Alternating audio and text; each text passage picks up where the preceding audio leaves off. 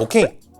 아이폰 12 그리고 아이폰 12 프로의 시간이 돌아왔습니다. 우리가 스마트폰을 오랜만에 바꾸거나 또 아이폰을 처음 사용하면 어떤 설정을 켜고 또 어떤 설정을 꺼야 하는지 고민이 되잖아요. 그래서 오늘은 우리 아린이들이 켜야 하는 설정 아니야 켜도 되는 설정 아니야 켜면 좋을 수도 있는 설정 아니야 알아두면 언젠가는 쓸모있는 설정을 해보도록 하겠습니다. 여러분들이 모를 수도 있는 아이폰의 시크릿 코드들도 있으니까요. 그러면 바로 가보죠.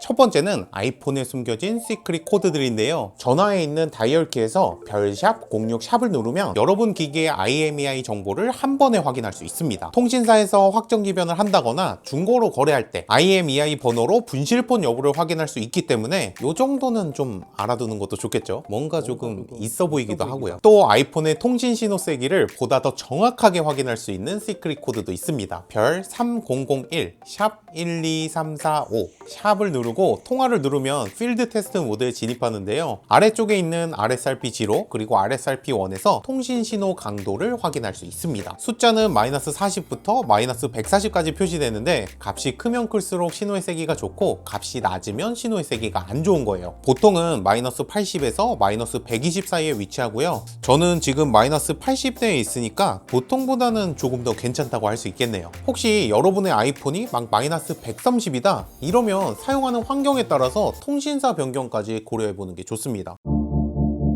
두 번째는 홈 화면에서 할 수 있는 팁들인데요. iOS 14에서는 홈 화면을 꾹 누르고 플러스 버튼을 눌러서 간단하게 위젯을 추가하거나 필요 없는 페이지를 선택해서 안 보이게 만들거나 할 수 있는데 이런 건 차근차근 여러분들의 취향에 맞춰서 꾸미면 되고요. 수십 개의 앱을 복구할 때 저처럼 성격이 급한 분들은 요거 정말 기다리기 쉽지 않거든요. 아니 이거 언제까지 기다리고 앉았냐고.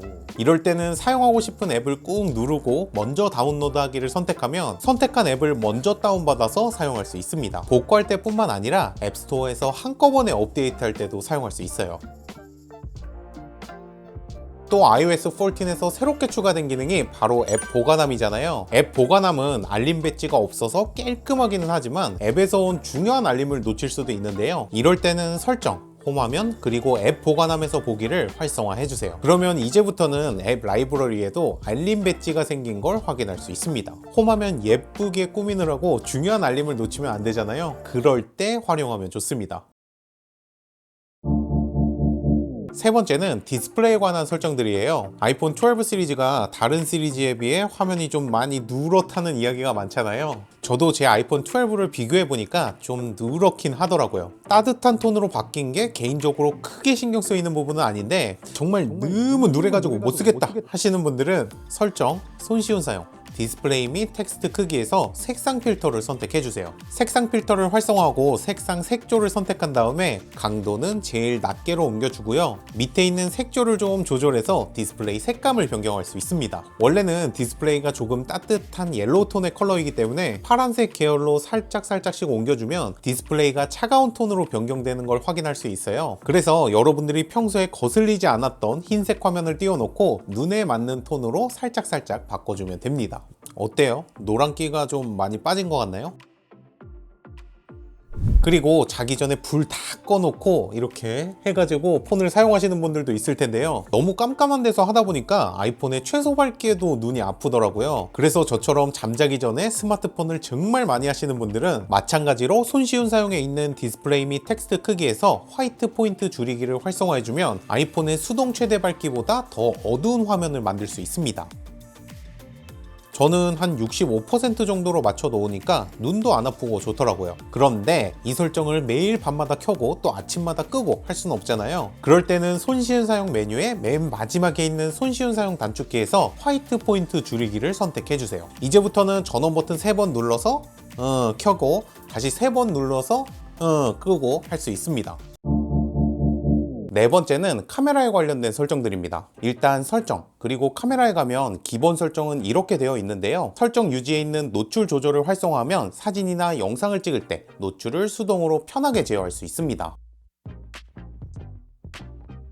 그리고 이 카메라 설정에 있는 격자를 활성화하면 뷰파인더를 9등분으로 볼 수 있어요. 이렇게 하면 평소에 사진을 찍을 때 수평을 잡기가 훨씬 용이하고요. 선이 겹쳐지는 4개의 포인트에 맞춰서 피사체를 촬영하면 조금 더 안정적인 사진을 찍을 수도 있습니다. 그리고 우리가 인스타에 사진 올릴 때 뭐 이렇게 위에서 아래로도 많이 찍잖아요. 격자를 활성화하면 이렇게 위에서 아래로 찍을 때 나타나는 크로스 포인터로 조금 더 편하게 수평을 맞출 수도 있습니다. 또 아이폰에서는 문서를 간편하게 스캔할 수도 있는데요. 메모 앱에서 카메라 버튼을 누르고 문서 스캔을 선택하면 다양한 문서를 고품질로 찍을 수 있습니다. 아이폰이 이 스캔하는 퀄리티가 정말 좋아요.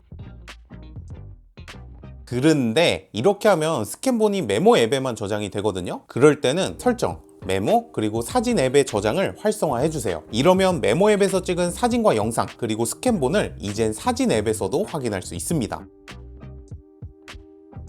그리고 평소에 문서 스캔을 정말 자주 한다면 설정에 있는 제어 센터에서 메모를 추가하고 오른쪽 상단을 스와이프하면 나오는 제어 센터에서 메모 모양을 꾹 누르면 문서를 바로 스캔할 수도 있습니다. 그런데 뭐 이렇게 죄다 스캔하고 사진 찍고 뭐 영상 찍고 하다가 소중한 내 기프티콘이 도대체 어디 있는지 모르겠다 라고 한다면 사진에 설명을 추가해서 해결할 수 있습니다. 사진 앱에 있는 사진을 살짝 위로 올려주면 이렇게 설명을 추가하는 공간이 나오는데요. 태그를 넣는 것처럼 배경이면 배경, 스벅이면 스벅, 여자친구면 이렇게 설명을 입력해 놓으면 나중에 사진을 찾을 때 검색에서 편하게 찾을 수 있습니다. 한 개의 단어가 아니라 몇 개의 단어들로도 구성할 수 있어서 나중에 까먹을 것 같은 사진들은 이렇게 설명을 추가해 주는 게 좋겠죠. 마지막은 보안에 관련된 설정들인데요. 설정에 있는 페이스 아이디 및 암호에 들어가면 기본 설정은 이렇게 되어 있을 거예요. 가장 밑에 있는 데이터 지우기를 활성화하면 누군가 내 아이폰을 열려고 10번 이상 시도할 때 내 폰의 데이터가 완전히 지워지면서 내 개인정보를 지킬 수 있습니다. 하지만 이 설정은 주의가 조금 필요한데요. 10번 이상 실패하면 내 폰에 있는 데이터가 완전히 지워지기 때문에 평소에 백업을 잘 하지 않는 분이나 혹은 집에 아이가 있으신 분들께는 추천드리고 싶지 않습니다. 아이들이 가지고 놀다 다가 까딱 잘못하면 그냥 죄다 날아가 버릴 수도 있으니까요. 또 설정, 암호에 들어가면 보안상 권장사항이라는 항목이 있어요. 여기서 유출된 암호 감지 옵션을 활성화하면 아이폰에 저장된 내 암호를 자동으로 모니터링 해주는데요. 유출에 취약하거나 이미 유출된 비밀번호를 한 번에 확인할 수 있고 또 사이트에 바로 들어가서 비밀번호를 변경할 수도 있습니다. 이렇게 보면 저는 꽤 많은 사이트에서 위험이 감지됐는데 요건 나중에 시간 한번 내가지고 바꿔줘야 할 것 같아요. 자, 이렇게 오늘은 아린이들이 켜고 사용하면 언젠가는 도움이 될 만한 설정들을 해봤는데요. 아이폰에 처음 입문하거나 아이폰을 잘 몰랐던 아린이들에게 조금이나마 도움이 됐으면 좋겠고요. 오늘도 시청해주셔서 감사하고 따봉도 미리 감사하고 저는 다음 시간에 다시 돌아오도록 하겠습니다. 그럼 안녕, 빠이.